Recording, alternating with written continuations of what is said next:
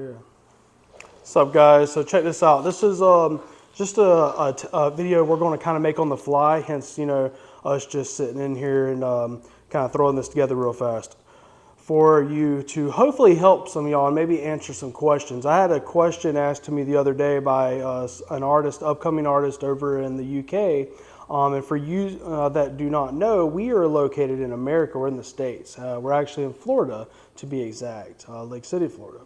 And he asked me about apprenticeships and, what they generally look like and what to expect and things like that. So I figured, what better way to go about answering that question, which I've already made a video about this, but I kind of caught it Josh today, which is one of our full-time artists. He is doing amazing. He's kicking ass. I kind of got him to agree to be on this video with us, man, and maybe kind of go over what he experienced and the things that he went through in the process of him attaining an apprenticeship per se, and then moving and transitioning from that over to a full-time artist. So, like I said, this is Josh. What's up? What's going on, everyone? So let's kind of backtrack a little bit. So you've been tattooing now for how long? 2 years. 2 years. And then how old was it when you decided that you wanted to get into this career field? 2 years and 3 months ago. Awesome. So, like I said, we're going to go back into a little bit of background information because I think it's really important. A lot of people just don't understand, that, hey, if you want it bad enough, you can make it happen. Josh is a full-time father. How many kids do you have? 2 and 1 on the way. Yeah, he's got another one on the way. It's in the oven. It's getting made. So what was let's just backtrack a little bit. So how did you decide that you kind of wanted to be in this career field, and, leading up to here? So when you first started off, what made you decide you wanted to do tattoos? I was actually getting a tattoo, and I didn't like the atmosphere. I didn't like that me going into the tattoo parlor. It was an inconvenience for me to kind of put my own thoughts or spin on the tattoo, and the atmosphere that I went into, the guys they're rude, like, let's be honest, we don't want to go in there and talk to assholes all day. So I looked down at it and I was like, you know what, I think I could do this. Yeah. So I will say though, when I didn't just go out and buy a machine and start tattooing on myself or people right away. I researched, I read forums, I watched YouTube videos, I watched countless videos and countless forums and read everything I can. The biggest thing that I started with was sanitary. I wanted to make sure everything I was doing was very sanitary. My station was sanitized, my equipment was wrapped, covered, clean. That was the biggest thing for me. And then I started with the fake, practice skin, fake skin, started with that. And then I was like, you know what? I probably sped up a little too quick, to be honest with you. But I think it was like a month or 2 months after I bought the first machine, I tattooed myself. Okay. And then that first tattoo looked pretty decent. I had a couple buddies that they wanted to let me tattoo them, and I said, well, I don't know what I'm doing, so if you trust me enough to let me tattoo you, sure, why not? So I did a few small tattoos on them, which is after I got introduced to you, actually. Okay, yeah. So then after I introduced you, I came in here and started part-time. Right. So let's backtrack a little bit real fast. So you got interest, and you decided that you was interested into tattooing, that you wanted to somehow learn to do that. So you eventually, after doing homework and stuff like that, you came about purchasing, some equipment and stuff, and then started playing around with it at home on the practice skin, which is totally cool, and then you, very quickly decided, hey, like, hell with this, I want to tattoo somebody's actual skin, so you went into to tattooing some friends, and we're going to get into later in other videos and stuff, the do's and don'ts and stuff like that. He did it, I did it, most of everybody that you've ever going to meet that does this professionally, whether they'll admit it or not, most of them, not all, but most, that's kind of the process, they went through. So after that, then you decided that you wanted to, go get a job at a shop, or you wanted to get somebody to teach you, or how'd that? The opportunity arose, and to be honest, wasn't happy where I was at in life. So I thought, you know, if I can do this and make a career out of it, I would have a happier life. I'd be better because it Hell was yeah. something that I That's enjoyed awesome. doing. So when the opportunity arose, and after I met you, and you gave me the opportunity to be here, it started feeling more and more like home versus me having to wake up at 5 o'clock in the morning, get ready for work, and do the day, and then dread being at work all day long. Right. Um, Right. I've that been there.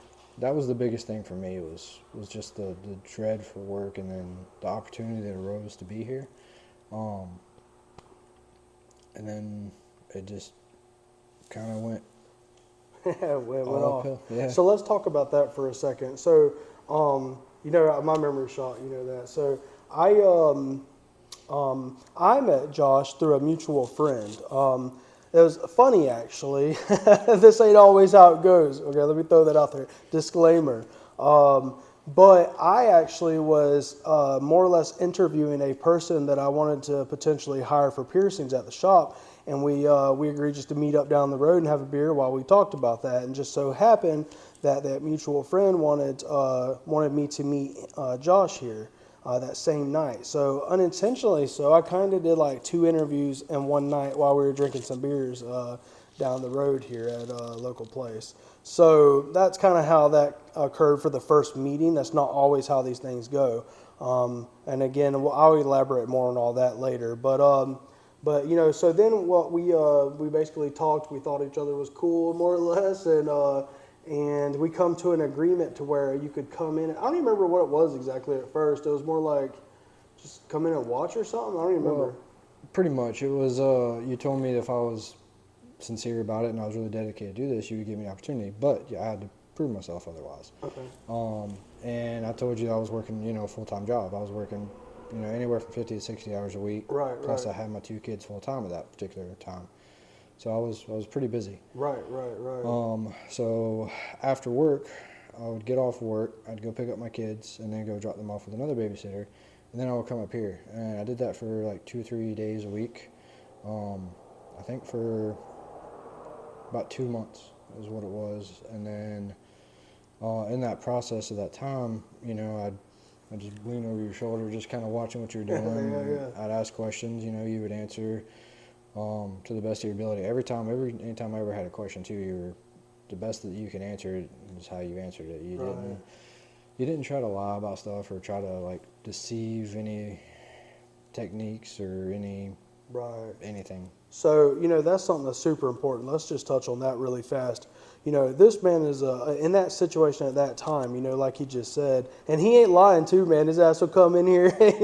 No offense, but he'd be dirty as shit sometimes, you know, because he'd have time to go home and shower and stuff, you know.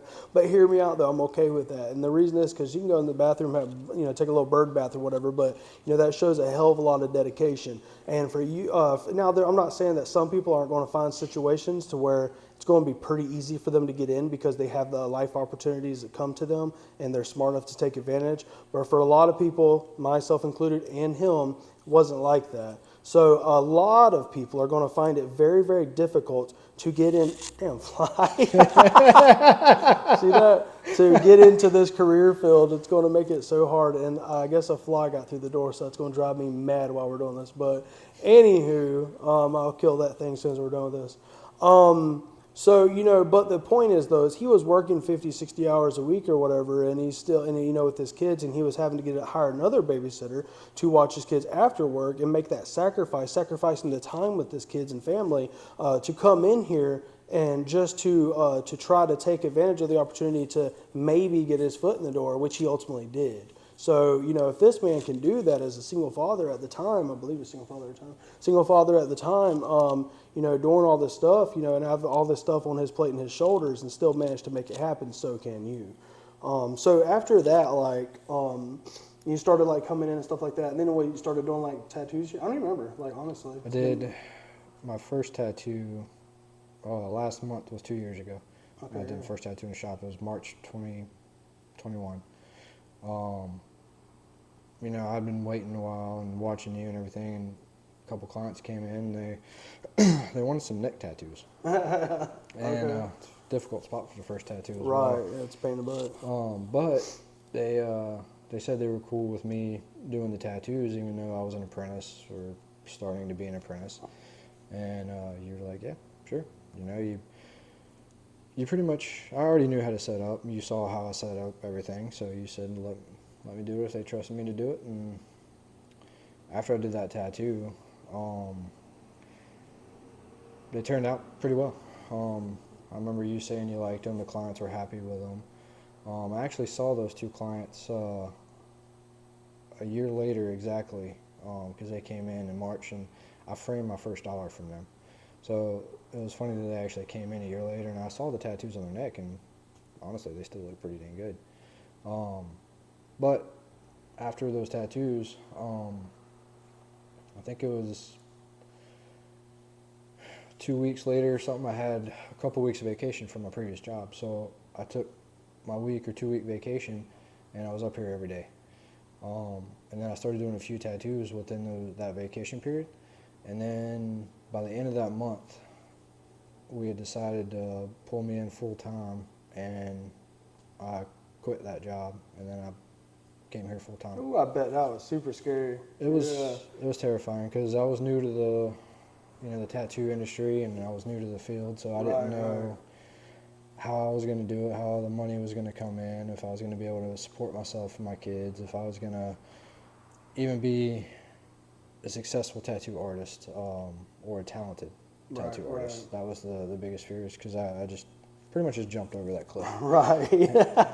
Took the dive. That's literally like a step of faith, honest to God. That's terrifying. It was a huge, huge leap of faith. But I will say, I've been very, very fortunate since I've been here. Not only for great leadership, I got a great opportunity to be here, and being in the shop has been like a second family to me since I've been here. Right. So that has helped a tremendous amount too. Yeah, man. They like, he says all this stuff, appreciation or whatever, but like honestly, like let's not devalue anything he's done. He shows up every single day. There's so many people. Let me go ahead and throw this out there real fast. There's so many people that contact me on a regular basis, want me to teach them how to tattoo, that I don't even. I mean, I'll be polite and courteous, but in the back of my mind while I'm talking to them, I'm just like, man, we're both wasting our time, because most people are not going to go through all the stuff that you really need to go through to be successful, and consistent. A lot of people, they might have opportunities thrown their way, or they might have opportunities they could have went and found, but they didn't. And even if they attempted to at first, they're not going to follow through. And sometimes, like I'm not going to say name stuff, but there's 1 or 2 in the past, great people. In fact, I'm still friends with them now to this day. And in fact, one of them is even tattooing somewhere else. At that point in time when this person came along, the situation wasn't right for him. Wasn't anything wrong with him or anything like that, but it didn't work out, and that's nothing against him, really. He's actually at another shop currently tattooing, which is amazing. I'm super happy for him. Again, I'm not going to say names or anything like that, but if they watch this, they'll know what I'm talking about.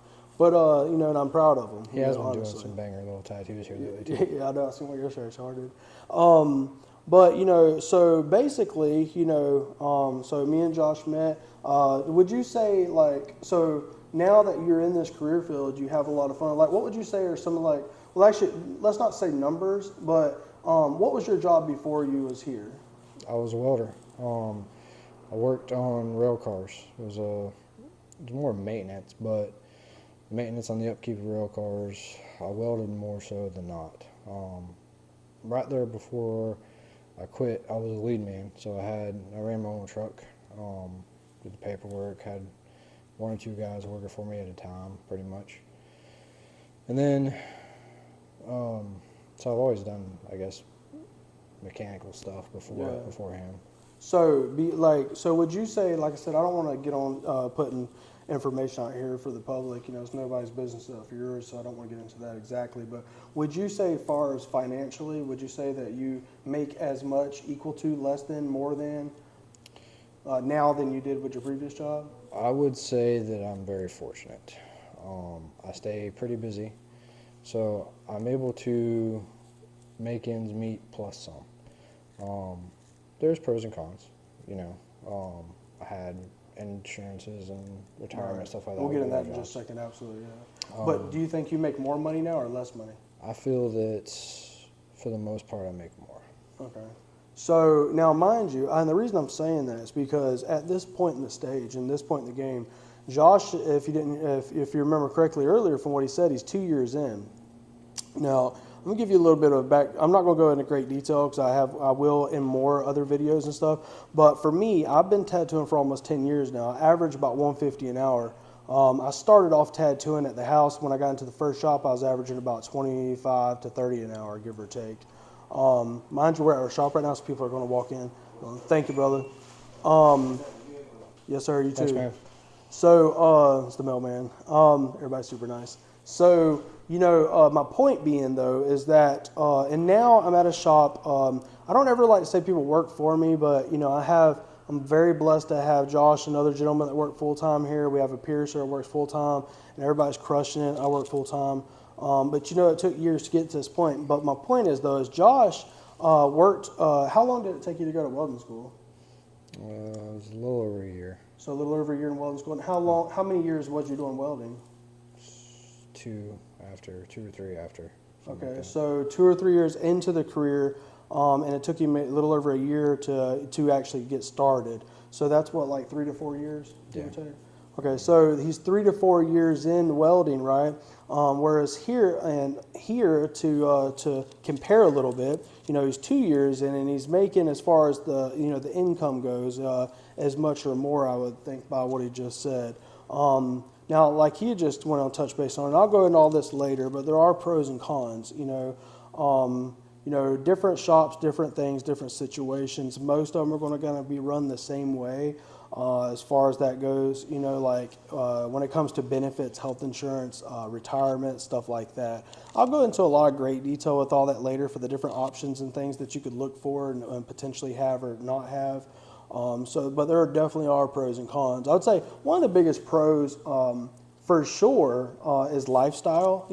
We have an awesome lifestyle, man. I would say so. Like, people treat us amazing. I would say so too. Yeah, like I actually remember him telling me one time he liked his job here because it's not like when he went to work at the other place, not to hate on that company or nothing, or that job. There's nothing wrong with it, absolutely. In fact, there's nothing wrong with the honest day's work anywhere you're at. I don't care if you're just cleaning toilets or whatever, it doesn't even matter. There's nothing wrong with it, and I've done pretty much about all of it. Crazy stuff. So for next to no little monies. But like he was saying before, you'd go out and be laying in dirt all day in the ant beds and stuff, crawling and sweating your balls off, and now you get to come inside and hang out with cool people and get to meet all these interesting people and stuff. What would you say some of the coolest parts of that to you? Like, what are some of the best pros of this career field now? I would say not laying in the ditch, sweating balls off would be a big one. You meet a lot of interesting people.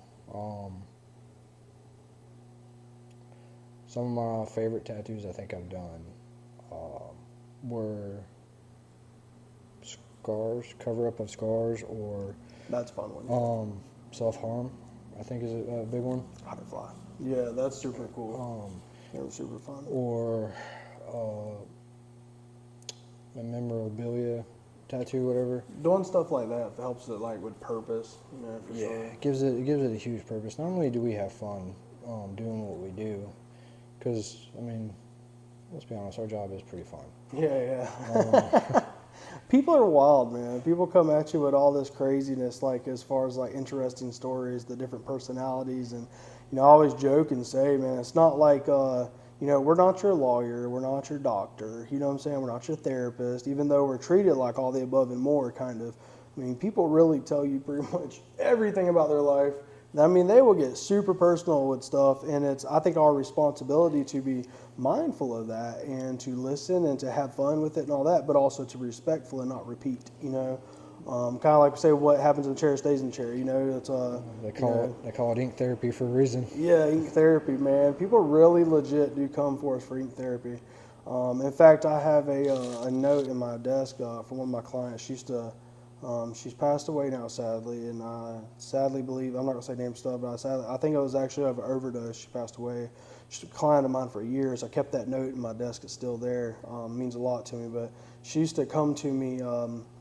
She used to come and get a little tiny tattoo every time she felt like getting high. You know, she was on heroin and stuff like that for years and years and years, and you know, it's super cool that she would come. And one time she came and wasn't actually able to tattoo her that day, but she left a note, a handwritten note, thanking me and said, you know, I guess more or less, you know, talking about the tattoo and stuff, and that she didn't go get high because she came in here instead. You know, so that was an amazing.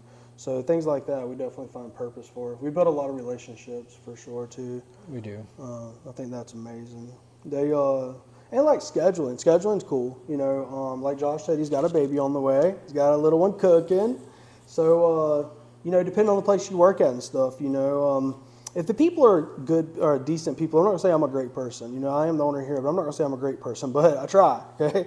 But if the people are half-assed decent people, then your scheduling is super open. You know, you can pretty much, if you have the clientele, depending on the situation, stuff like that, it's extremely flexible. You know, if you want to go to the beach on a Thursday and you don't have nothing going on and you can afford to, and you're not messing up business and doing it too often, then you can go to that. Go, like just schedule it off and go. You know, so that's super cool. You know, he's got a. I'm not going to go into details exactly, but he's got a you know, baby coming. So we've been talking about his scheduling and his wife's, and we're able to work around all that. So that's super cool. That's very, very, very cool. Would you say that you regret doing all this? No. No, he said that fast. Yeah. Not even the slightest. Even when days are rough or you're having a bad day, it's still nowhere near compared to being in a job you hate. Yeah. You know, because if you're somewhere you don't like to be, then you're always miserable. Even when you're having a bad day and you're able to be one of the few people that get to go to a career that they love, and it's still not as bad. Yeah. I always say the same thing. Like, you know, like so. For me, I don't really never have days to where I truly dread. In fact, for example, today's my day off, but I'm here. So I don't find that I have too many days where I absolutely dread going to work. You know, honestly, I mean, and I've definitely worked a crap ton of other jobs to where, man, I'd make up any excuse I possibly could not to get to go to work or to get out of work. You know, honestly, like God, you know, and like. I don't think you're really going to be truly successful at any career or anything like that whenever you feel that way, you know. So I think that's a very big,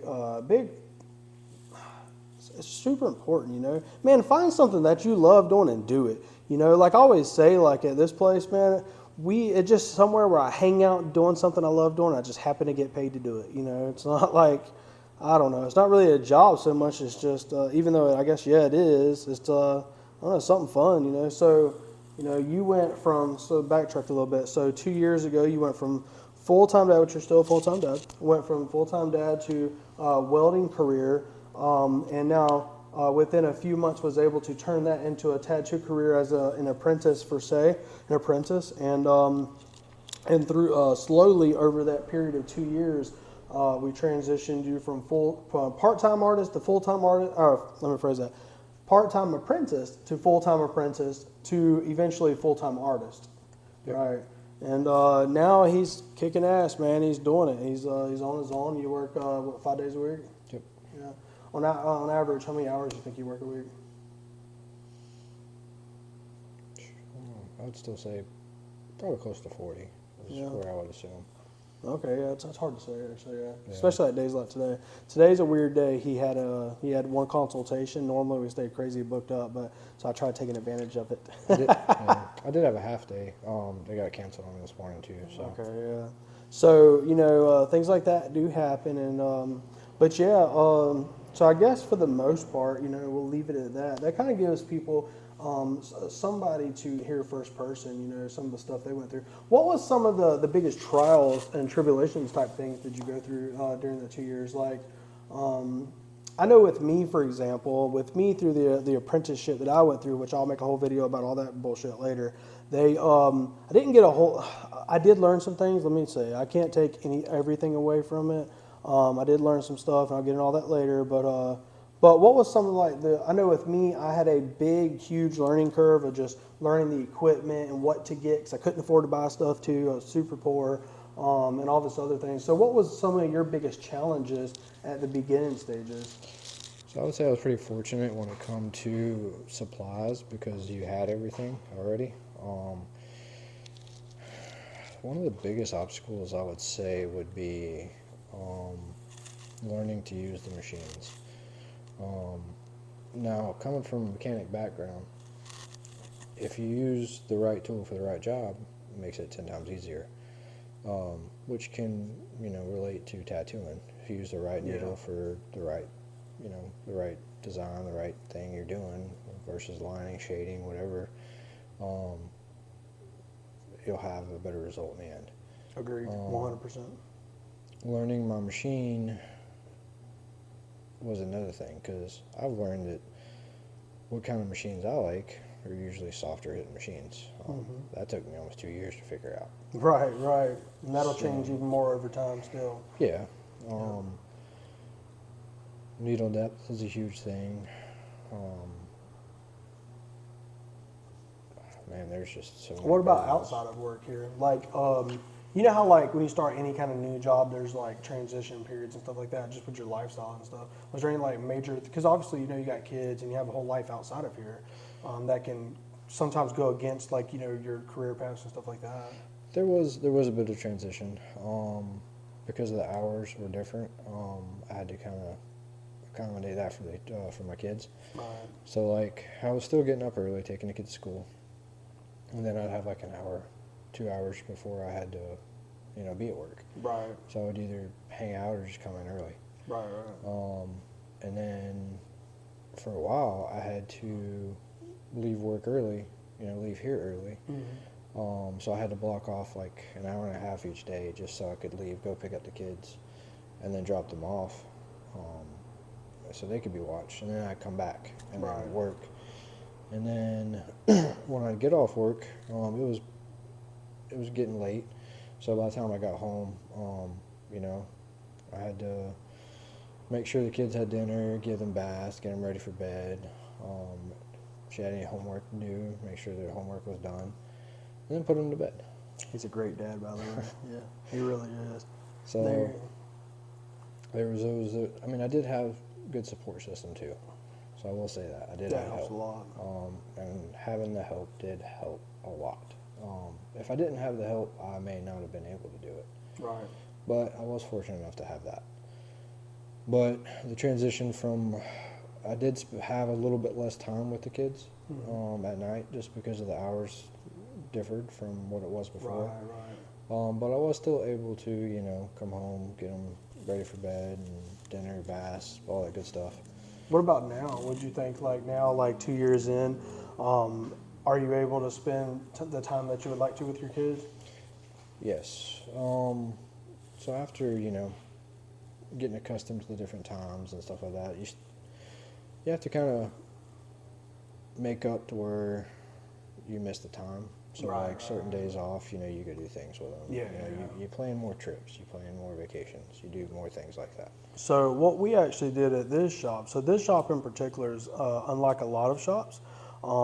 I have a child. My child's 2 years old. He has children. The other and both the other people that work with us, both of them also have families. So we eventually worked it out in agreement with all of us to arrange the shop hours so that way we could always, be home at night with our kids and stuff. So we're very, very fortunate to do that. A lot of shops, in fact, even my shops in the past, and the other ones I've worked with and for or whatever, they, normally they start and open at like 10, 12 o'clock, something like that, 1, 2 o'clock, 2 p.m. They don't close till 8, 9, 10, 11, 12, 2 a.m. There would be many, many, many, many nights that I would come out. Extremely often that I would get to work at like, 12, somewhere there between 2, depending on at that time of the year, what time I had the shop opening or whatever, or where I was at currently. And then I wouldn't get home till like 2, 3, 4, 5 a.m. in the morning because I'd be tattooing. So that's a very common thing. So that's something to take into consideration. But if you get to and you push through all that and you get to the point in your career, then you're able to and you work it out. You're able to manipulate your scheduling and stuff to allow to still have that family time. I know currently right this second our shop is open 7 days a week, and what we do is we alternate days off between the artists so that way somebody's always here.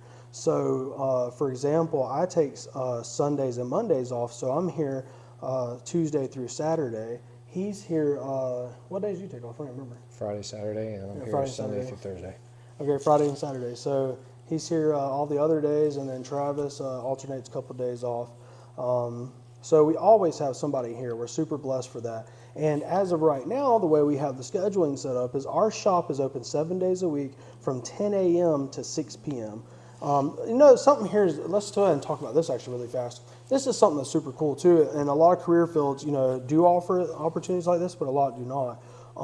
Here, there's never necessarily guaranteed, so it's very risky, right? It can be very risky until you build up clientele, or if you get to a place that has clientele, and also your ability to perform needs to be there as well and to grow. What you'll notice is that as your ability to perform increases, the amount of money that you make increases. For sure. We actually just raised his prices here recently. So what are you charging right now? I average about, I think, 110, 115 an hour. Okay, so 110, 115 an hour, and that's good. Different like I'm not going to get into too much details about finances because that's his business and it's not to be shared. But we do a percentage breakdown at this shop, is the way I like to do things here. I do that specifically so that way they don't have to worry about all the other details and worries and stresses. They can just come in, sit down, make money, and go home. It works out a lot better for their stress levels and stuff, in my opinion. Because I've dealt with it the opposite way, to where I've had to pay out stupid money and I had to do all the ordering and I have to do everything. And I've always had to do everything, so I'm used to that. But it's a big pain in the butt, honestly. We're super blessed. But let's just say with him, for example, if he's got 2 days off that week and he wants to make some extra money, and he's got the clientele willing, and usually they are, because we're super lucky and super blessed. He could come in, and make a pretty good bit of money on days, or stay late if he wanted to, and make extra money. Like, was you supposed to be here yesterday? I don't remember. Yep. Actually, so this week I'll be taking Wednesday and Thursday off, and then I'm coming in actually on my days off normally. So I'll be here Friday, Saturday.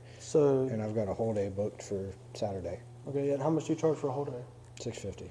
Yeah, see, so there's a lot of opportunity out there for sure, especially depending on where you live at. Some places like here I average about $150 an hour, but there's places I could go an honest to God clear 200 plus an hour easily, no doubt in my mind.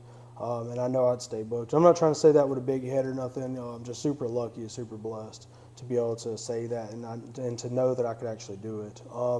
We're in a small town. This Lake City, Florida, if you look it up on Google, it probably says it has a population of like 17,000, 18,000 roughly. It's in Columbia County. It's in north central Florida. Columbia County has probably roughly like 80 to 100,000 people, maybe, I guess. I don't know. Something like that, I think, if I remember correctly. And in comparison, one of the shops I went to over in Texas before, the population there, which was a really cool shop, I don't want to say the name and stuff, but a really cool shop, the population in College Station and Bryan has about an estimated like 250,000 people or something like that. It's like 250, 300,000 people or whatever, so you can see the difference, in different places like this.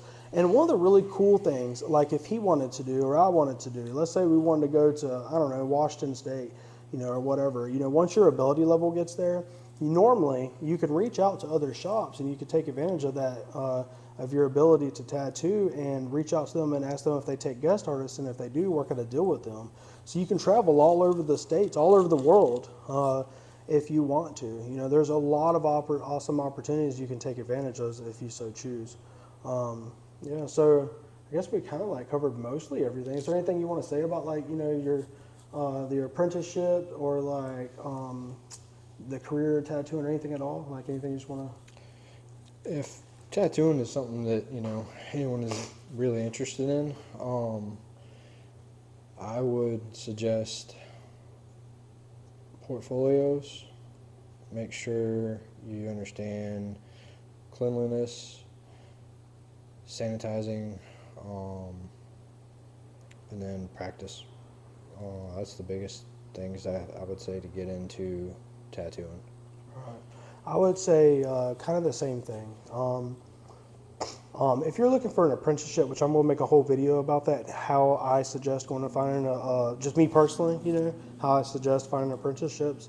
But like he said, man, the biggest thing is just do art, just do stuff, and don't be afraid. Listen, Magic School Bus had it right, okay? Miss Frizzle said, go out, get your hands dirty, and make mistakes. Best advice ever, all right? I know it sounds so childish, and I probably act like a child when I'm saying it, but it is by far the best advice ever. And that is just in most aspects of life, for sure. So just don't be afraid, Like, do you have your high school diploma? Actually, I have a GED. You have a GED? Yes. So do I. Do you have any college under your belt? Yes. What do you have? I've got a few months of trade mechanic school. Didn't complete it. Okay. I do have my welding degree though, so I did go for school for welding.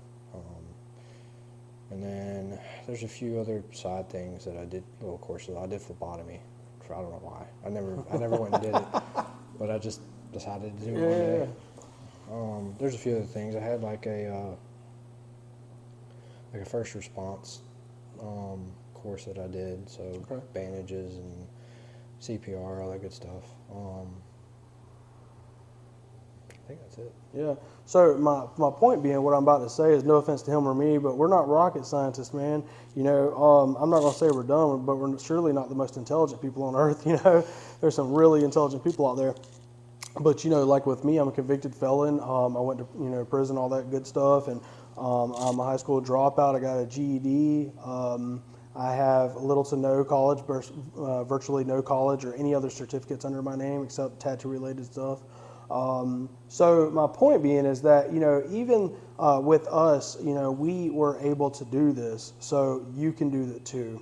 Don't let nothing stand in your way. The only person that's truly standing in your way is yourself. So I think for the most part, I'll just wrap it up like that. Anything you want to say for closing? It's a man of few words. All right, guys. God bless.